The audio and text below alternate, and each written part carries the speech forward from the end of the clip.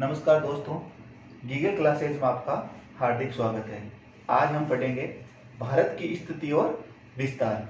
तो भारत की स्थिति और विस्तार, तो किसी भी देश की स्थिति व विस्तार पता होने के लिए हमारे को उसका अक्षांशीय और देशांतरी विस्तार पता होना चाहिए कि वो ग्लोब पे कहाँ स्थित है। तो सर्वप्रथम हम अक्षांश और देशांतर के बारे में पढ़ेंगे। ये पृथ्वी है, ठीक है। इसे बीचों बीच में से दो बराबर भागों में बांटने वाली जो रेखा होती है वो रेखा होती है 0 डिग्री, ठीक है। इस रेखा को बोलते हैं विषुवत वृत्त या विषुवत रेखा। वृत्त इसलिए बोलते हैं क्योंकि ये चारों तरफ वृत्त है, ठीक है। इसका दूसरा नाम है भूमध्य रेखा। इसे भूमध्य रेखा इसलिए कहते हैं क्योंकि ये पृथ्वी को दो बराबर भागों में बांटती है। यहां तक आगे समझे। अब देखो, विषुवत रेखा के समांतर ये उत्तरी भाग है, उत्तर नीचे आ गया दक्षिण। तो विषुवत रेखा से ऊपर वाला भाग है ये कहलाता है उत्तरी गोलार्ध। क्या कहलाता है? उत्तरी गोलार्ध। और विषुवत रेखा के जो नीचे वाला भाग है ये कहलाएगा दक्षिणी गोलार्ध, ठीक है। तो उत्तरी गोलार्ध में और दक्षिणी गोलार्ध में विषुवत रेखा के समांतर ऐसे 0 डिग्री से लेके 90 डिग्री तक। कहां तक? 0 डिग्री से लेके 90 डिग्री। ये साउथ, ये 90 डिग्री साउथ हो गया और ये 90 डिग्री नॉर्थ हो गया, उत्तरी अक्षांश, ठीक है। इस तरह से काल्पनिक रेखाएं, समांतर रेखाएं जो खींची जाती है विषुवत रेखा के, ये रेखाएं कहलाती है अक्षांश रेखाएं। जैसे ये हो गई 1 डिग्री, ऐसे 2 डिग्री, 3 डिग्री, 4 डिग्री, 5 डिग्री रेखाएं खींची जाती है, ठीक है। इन्हीं काल्पनिक रेखाओं में यहां पे एक जो रेखा होती है 23.5 डिग्री उत्तरी अक्षांश, 23.5 डिग्री उत्तरी अक्षांश, इस रेखा को बोलते हैं कर्क रेखा, ठीक है। यहां तक आगे समझ में। और जो भारत है, ये भारत कर्क रेखा पर स्थित है, आप सभी को पता है। इसका मतलब भारत की स्थिति इस रेखा के ऊपर है, लेकिन है कहां पे वो हमें नहीं पता, ठीक है। इसी तरह यहां पे जो अक्षांश होता है 66.5 डिग्री उत्तरी अक्षांश, और इसे बोलते हैं आर्कटिक वृत्त, ठीक है। क्या बोलते हैं? आर्कटिक वृत्त या आर्कटिक रेखा। इसी तरह अगर हम दक्षिणी गोलार्ध की बात करते हैं तो 23.5 डिग्री दक्षिणी गोलार्ध। दक्षिण के अंदर जो रेखा होती है इसे बोलते हैं मकर रेखा, ठीक है। और 66.5 डिग्री जो रेखा होती है इसको बोलते हैं अंटार्कटिक रेखा। अब देखो, सबसे मेन इंपॉर्टेंट क्या है कि कर्क रेखा, विषुवत रेखा और मकर रेखा, इन तीनों के बीच यहां पे जो सूर्य की जो स्थिति होती है वो कभी ना कभी लंबवत होती है। अगर हम बात करते हैं सूर्य की स्थिति लंबवत की, तो देखो जून के महीने में सूर्य क्या आता है? 21 जून को कहां पे सीधा चमकता है? कर्क रेखा पर। तो 21 जून को उत्तरी गोलार्ध में ग्रीष्म ऋतु होती है। ऐसी अगर बात करते हैं 22 दिसंबर को, ठीक है, 22 दिसंबर को मकर रेखा पे सूर्य की किरणें सीधी पड़ती है। तो मकर रेखा दिसंबर के समय दक्षिणी गोलार्ध में ग्रीष्म ऋतु होती है और हमारे उत्तरी गोलार्ध में शीत ऋतु होती है। जबकि सूर्य की किरणें विषुवत रेखा पे लंबवत कब पड़ती है? 23 सितंबर और 21 मार्च को।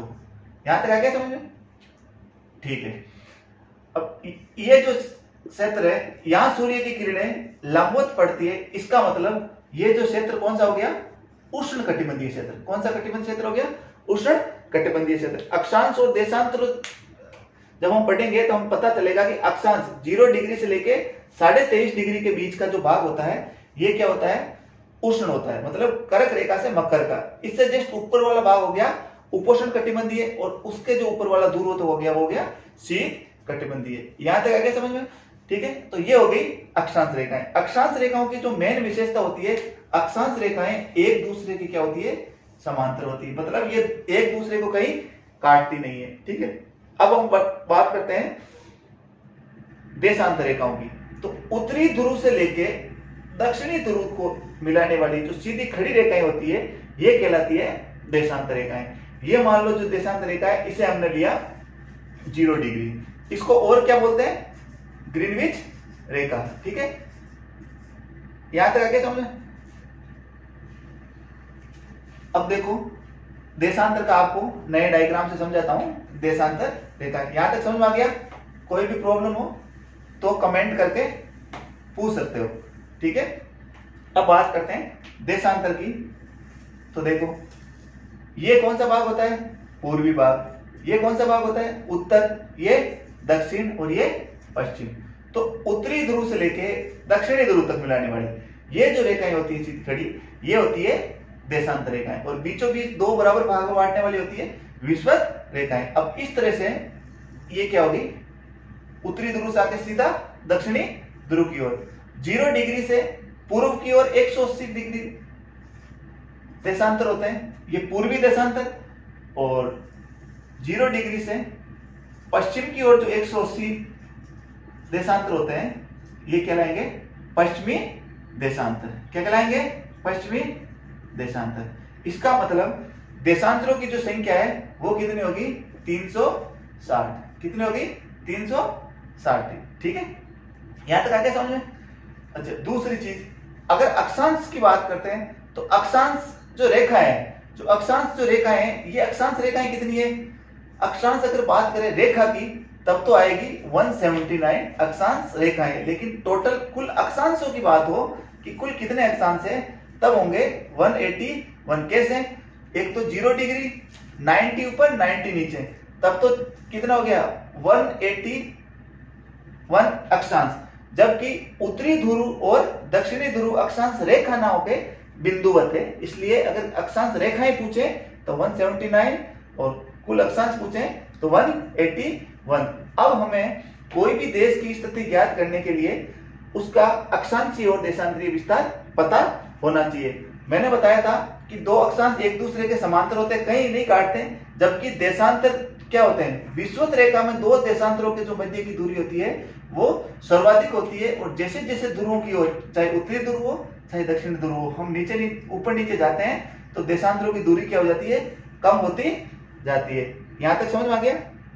अब हम बात करते हैं भारत का अक्षांशीय और देशांतरीय विस्तार। ठीक है, तो इसके लिए हम नया डायग्राम बनाते हैं, आपको उसके अंदर समझाते हैं कि भारत का अक्षांशीय विस्तार और देशांतरीय विस्तार कैसे है। यहां तक समझ में आ गया?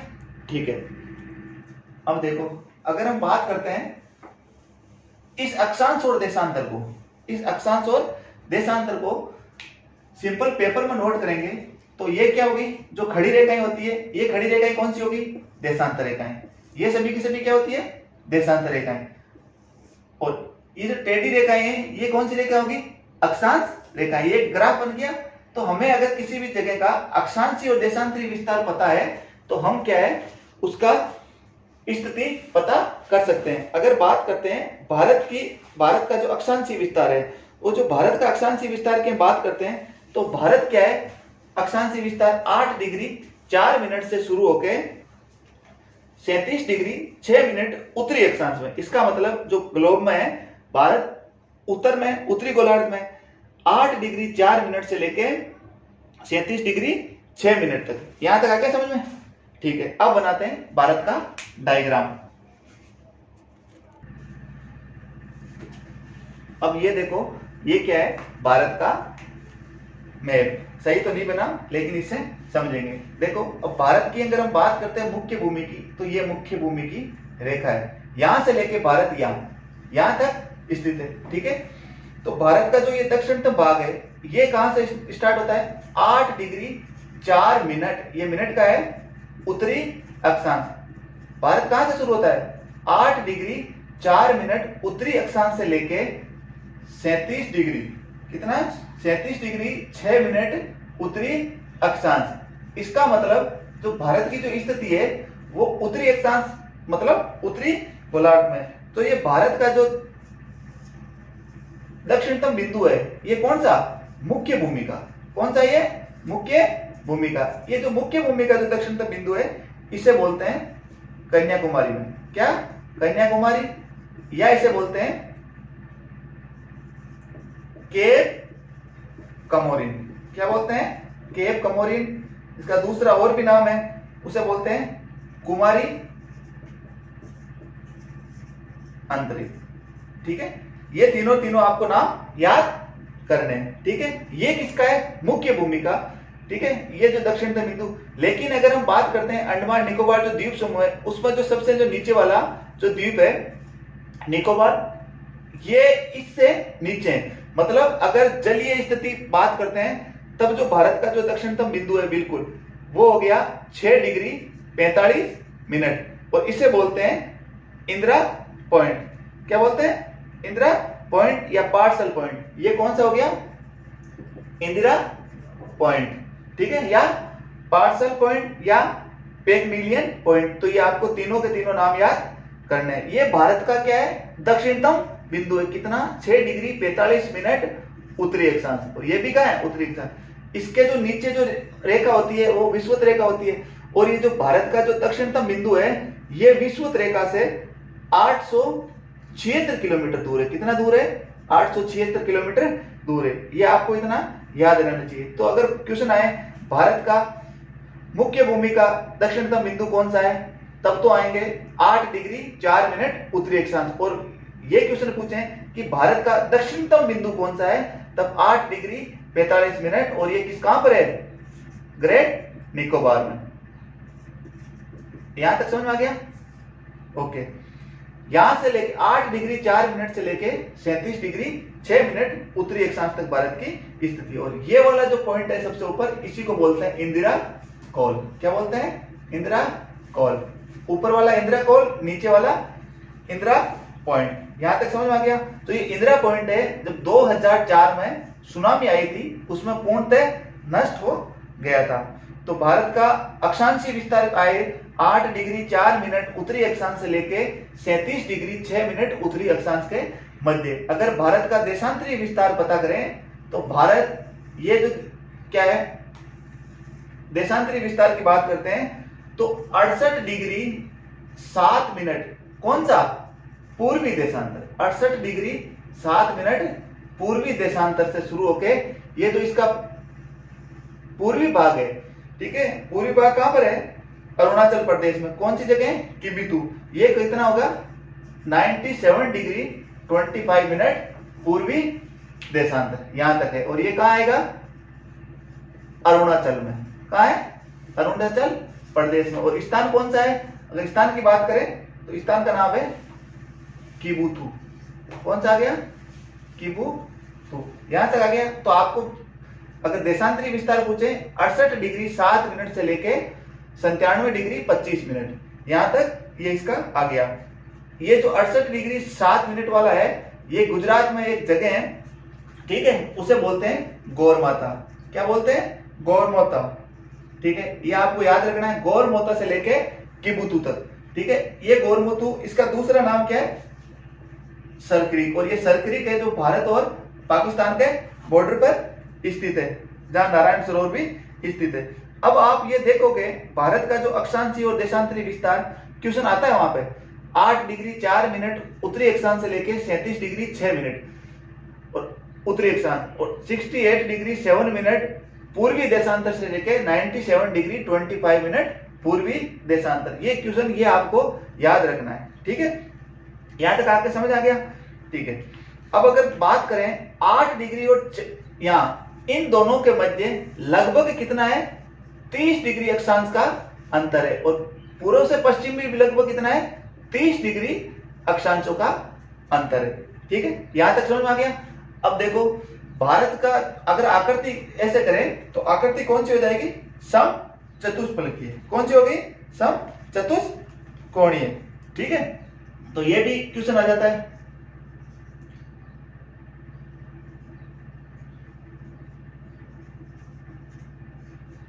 ये स्थिति आ सकती है। यहां तक समझ में आ गया, ठीक है। अब दो अक्षांशों के मध्य कितनी दूरी होती है, 111 किलोमीटर। यहां तक ये समझ में आ गया, आपको याद रखना है। अब देखो क्वेश्चन कैसा आ सकता है, इसमें क्वेश्चन घुमा के भी पूछा जा सकता है। अगर हम क्वेश्चन की बात करें अक्षांशीय और देशांतरीय विस्तार का, तो वहां पे अगर आ जाए भारत का अक्षांशीय और देशांतरीय विस्तार, क्वेश्चन आ जाए भारत का अक्षांशीय व देशांतरीय विस्तार। यहां तक बात है तो ऑप्शन ए, ठीक है, 8 डिग्री 4 मिनट, 8 डिग्री 4 मिनट पूर्वी अक्षांश से 37 डिग्री 6 मिनट पूर्वी अक्षांश। सेकेंड क्वेश्चन बी में ऑप्शन आ जाता है 8 डिग्री 4 मिनट उत्तरी अक्षांश से 37 डिग्री 6 मिनट उत्तरी अक्षांश। सी ऑप्शन आ जाता है 8 डिग्री 4 मिनट उत्तरी अक्षांश से 37 डिग्री 6 मिनट पूर्वी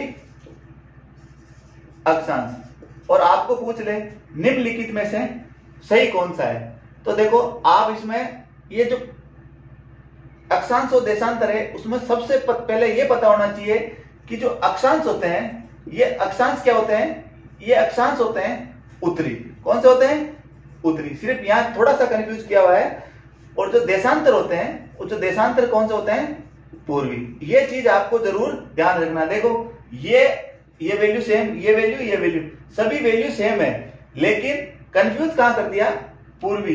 देखो पूर्वी क्या है? अक्षांश नहीं है, इसका मतलब ये ऑप्शन गलत। यहाँ उत्तरी अक्षांश से लेके उत्तरी अक्षांश, इसका मतलब ऑप्शन बी सही है। यहाँ पे उत्तरी अक्षांश तो ठीक है, लेकिन यहाँ क्या कर दिया? पूर्वी अक्षांश। यहाँ पे ये गलत हो गया। तो इस तरह के क्वेश्चंस आपको आते हैं, ये समझ में आगे आपके, ठीक है। अब देखो अगर बात करते हैं अक्षांश और देशांतरों के बीच की, ठीक है। तो भारत है, भारत का अक्षांशीय विस्तार पूरा यहां से यहां तक कितने अक्षांश है? 30। और देशांतर कितने हैं? वो भी 30। इसका मतलब इसीलिए तो इसका समचतुष्कोणीय आकृति है, लेकिन इसका उत्तर से दक्षिण का विस्तार ज्यादा है पूर्व के पश्चिम के विस्तार से। क्यों? क्योंकि भारत जो है वो विषुवत रेखा से ऊपर, भारत के बीचों बीच से कर्क रेखा, विषुवत रेखा में दो देशांतरों के मध्य की दूरी अधिक होती है, जबकि जैसे जैसे कर्क रेखा पाते हैं दो देशांतरों के मध्य की दूरी कम होती जाती है। इसलिए इसका जो पूर्व से पश्चिम का जो दूरी है वो कम है, उत्तर से दक्षिण ज्यादा है। तो जो अगर हम बात करते हैं भारत की, ठीक है, रफ डायग्राम, उत्तर से दक्षिण तक जो इसकी दूरी है वो है 3214 किलोमीटर, और पूर्व से पश्चिम से दूरी है 2933 किलोमीटर। ये आपको याद रखना है। इसके अलावा इन दोनों में अंतर कितना हो गया? इन दोनों में अंतर हो गया 281 किलोमीटर, ठीक है। इसके अलावा अगर बात करते हैं भारत का क्षेत्रफल की, तो भारत का जो क्षेत्रफल है वो कितना है? 32,87,263 वर्ग किलोमीटर। अगर कुल क्षेत्रफल की बात करें विश्व में, तो विश्व के कुल क्षेत्रफल का केवल 2.43% भाग भारत के पास है। क्या? क्षेत्रफल। लेकिन जनसंख्या की बात करें तो जनसंख्या भारत में कितनी है? विश्व की 17.5%। क्षेत्रफल के अकॉर्डिंग जनसंख्या बहुत ज्यादा है। क्षेत्रफल में भारत का कौन सा स्थान है? 7वां स्थान। कौन सा स्थान है? 7वां। तो सबसे अधिक क्षेत्रफल किसका है? रूस का। 2 नंबर पे कनाडा। रूस की राजधानी कहाँ है? मॉस्को। ये आपको याद होना चाहिए। कनाडा की ओटाओ। चीन 3 नंबर पे चीन की बीजिंग। 4 नंबर पे अमेरिका, यूएसए, 5 पे ब्राजील, ठीक है, और ऑस्ट्रेलिया, ठीक है, और भारत। इसलिए क्षेत्रफल की दृष्टि से 7वां, जबकि जनसंख्या की दृष्टि से दूसरा स्थान भारत का आता है। यहां तक समझ में आ गया? ठीक है, थैंक यू। अगला नेक्स्ट वीडियो में। धन्यवाद।